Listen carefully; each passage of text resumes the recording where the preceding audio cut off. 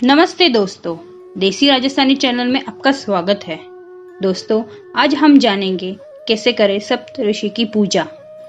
आपको मिले सौभाग्यवती भव का आशीर्वाद भगवान श्री ब्रह्मा जी से। ऋषि पंचमी के दिन होती है सप्त ऋषि की पूजा। आज के वीडियो में हम जानेंगे ऋषि पंचमी का व्रत क्यों करें, ऋषि पंचमी कब है, ऋषि पंचमी पूजा विधि और सबसे महत्व ऋषि पंचमी व्रत कथा।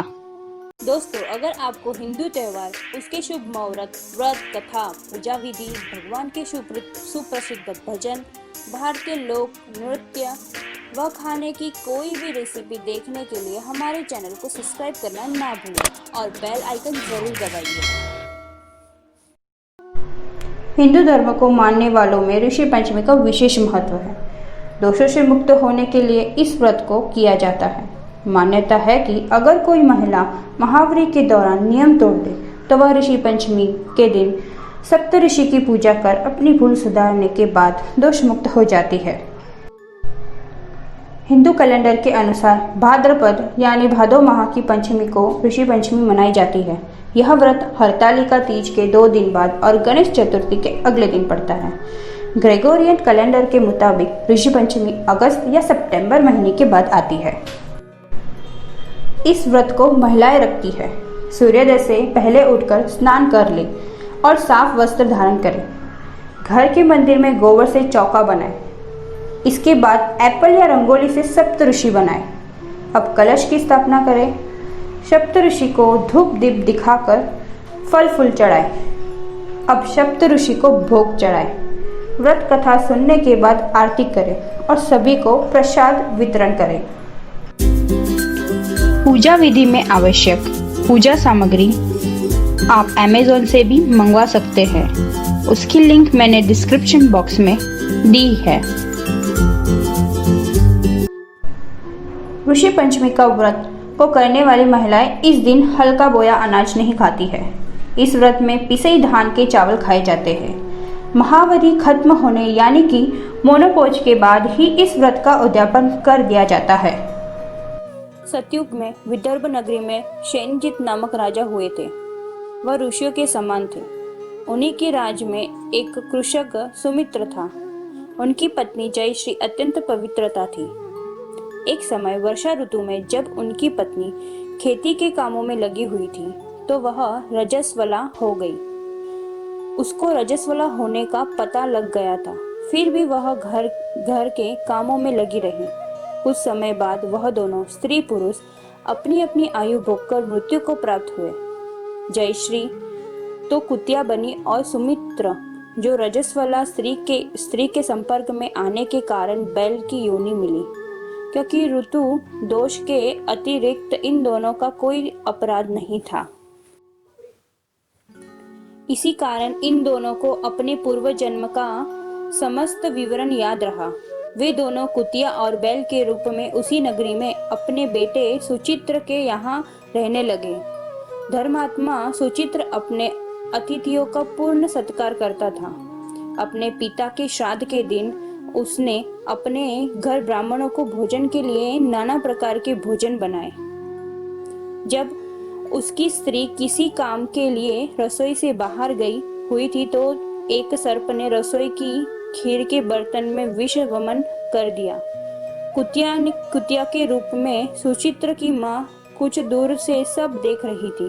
पुत्र की बहू के आने पर उसने पुत्र को ब्रह्म हत्या के पाप से बचाने के लिए इस बर्तन में मुंह डाल दिया। सुचित्र की पत्नी चंद्रवती से कुतिया का वह कृत्य देखा न गया और उसने चूल्हे से जलती लकड़ी निकालकर कुतिया को मारी।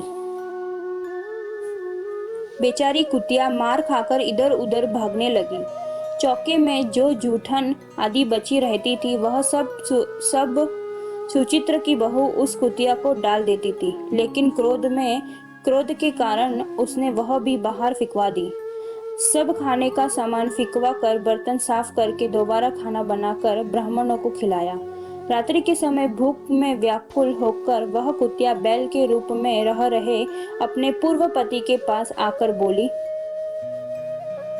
हे स्वामी, आज तो मैं भूख से मर ही जा रही हूँ। वैसे तो मेरा पुत्र मुझे रोज खाने को देता था, लेकिन आज मुझे कुछ नहीं मिला। सांप के विष वाले खीर के बर्तन को अनेक ब्राह्म हत्या के भय से छूकर उनके न खाने योग्य कर दिया था। इसी कारण उसकी बहू ने मुझे बहुत मारा, खाने को कुछ नहीं दिया। तब वह बैल बोला, हे भद्रे, तेरे पापों के कारण तो मैं भी इस योनि में आ पड़ा रहा हूँ, और आज बोझा ढोते ढोते मेरी कमर टूट गई है। आज मैं भी खेत में दिन भर हल से जोता रहा। मेरे पुत्र ने आज मुझे भी भोजन नहीं दिया और मुझे मारा भी बहुत। मुझे इस प्रकार कष्ट देकर उसने इस श्राद्ध को निष्फल कर दिया। अपने माता पिता की इन बातों को सुचित्र सुन रहा था। उसने उसी समय दोनों को भरपेट भोजन करवाया और फिर उनके दुख से दुखी होकर वन की ओर चला गया। वन में जाकर ऋषियों से पूछा कि मेरे माता पिता किन कारणों के कारण इन नीची योनियों को प्राप्त हुए हैं और अब किस प्रकार से उनको छुटकारा मिल सकता है। तब सर्वोत्तमा ऋषि बोले, तुम इनकी मुक्ति के लिए पत्नी सहित ऋषि पंचमी का व्रत धारण करो तथा उसका फल अपने माता पिता को दो। भाद्रपद महीने की शुक्ल पंचमी को मुख शुद्ध करके मध्य में नदी के पवित्र जल में स्नान करना और नए रेशमी कपड़े पहनकर अरुंधति सहित सप्त ऋषियों का पूजन करना। इनका सुनकर सुचित्र अपने घर लौट आया और अपनी पत्नी सहित विधि विधान से पूजन व्रत किया। उसके पुण्य से माता पिता दोनों पशु योनि से छूट गए। इसलिए जो भी महिला श्रद्धा पूर्वक ऋषि पंचमी का व्रत करती है, वह समस्त संसारिक सुखों को भोग कर वैकुंठ को जाती है। दोस्तों, अगर आपको यह वीडियो पसंद आया हो तो लाइक, शेयर और कमेंट करना ना भूलें। देखने के लिए धन्यवाद।